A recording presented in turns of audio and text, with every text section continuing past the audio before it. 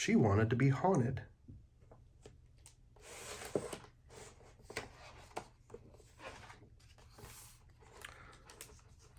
Clarissa was a cottage, adorable and pink.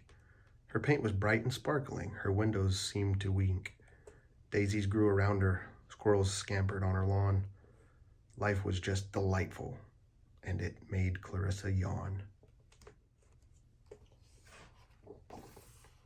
See, her father was a castle, looming on a crag, whipped by winds and cloaked in clouds, lit just by lightning jag. Vampires dwelt within him, waltzing silently in halls, bats above, cold crypts below, and red stains on the walls. Her mother, on the other hand, was a witch's hut. Snakes dangled from her rafters. Her pots held who knows what. Rats and frogs and spells and smells. An old skull on a shelf. More creepy than the witch within was the hut herself.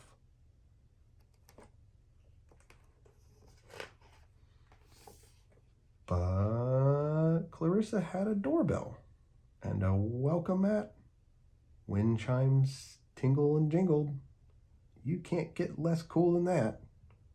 And unlike both her parents, Clarissa wasn't host to any scary, not even one wan ghost. "I'm lonely," she admitted. "I'm lonely and I'm bored. I'm just so ordinary. No wonder I'm ignored.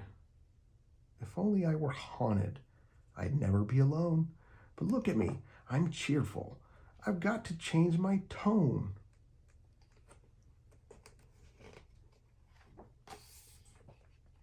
I've got to look less friendly.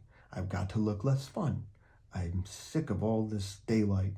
I've got to block the sun.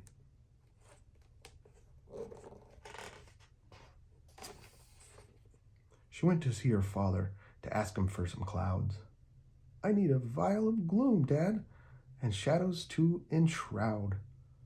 "Of course I give you clouds, dear, but may I add advice? It's okay to be yourself. There's nothing wrong with nice."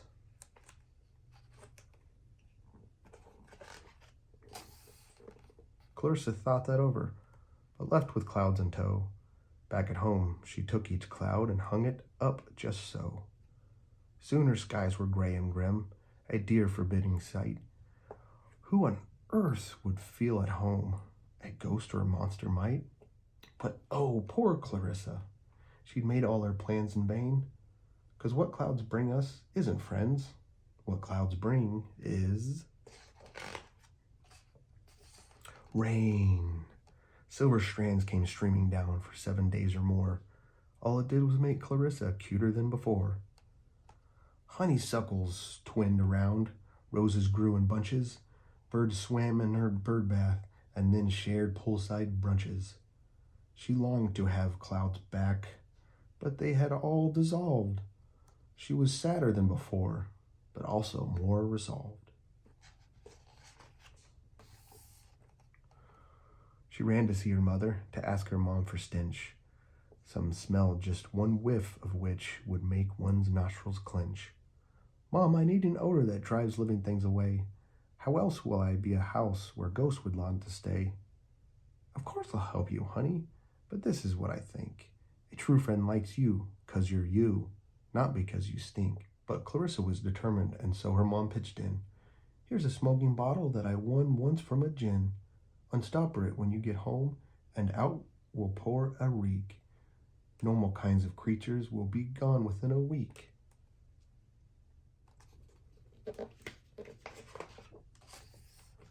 Clarissa took the bottle, forgetting to say thanks. She raced home excitedly, a shiver in her planks. She uncorked the bottle, and soon was wreathed in fumes.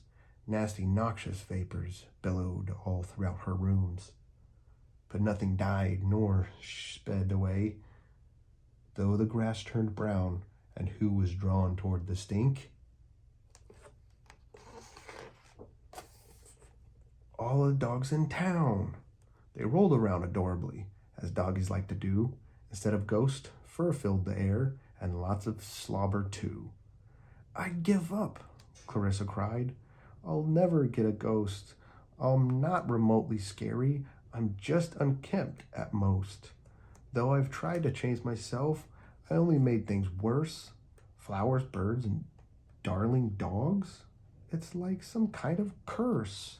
The cottage took a deep, deep breath, and then she softly sighed. Could she live a happy life without a ghost inside? Could she squash her longing for a special spectral friend? Either way, she knew her spooky plans had hit an end. Clarissa took another breath. Then she loudly said, Listen, everybody, I'm done with the undead. Since no ghost wants to stay with me, I'll try something new. Pretty things can live here now, including all of you. Hooray, hooray, Clarissa! And the gathering creatures cheered.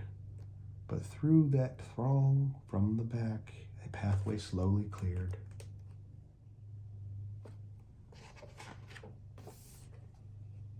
Down that path a pony paced with golden hooves and horn. All the sunlight shone upon a snow-white unicorn. I invited prettiness, Clarissa sadly thought, so I guess that's pretty much exactly what I got. Sometimes life has funny plans that we cannot predict. The unicorn was vicious. He bit and spat and kicked. He chewed up all the flowers and then tore up the lawn. He ran at creatures with his horn till they were all gone.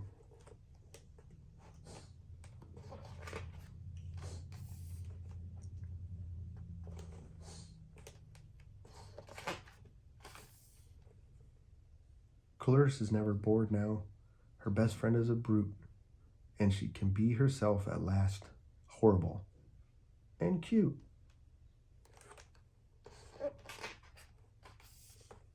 The end.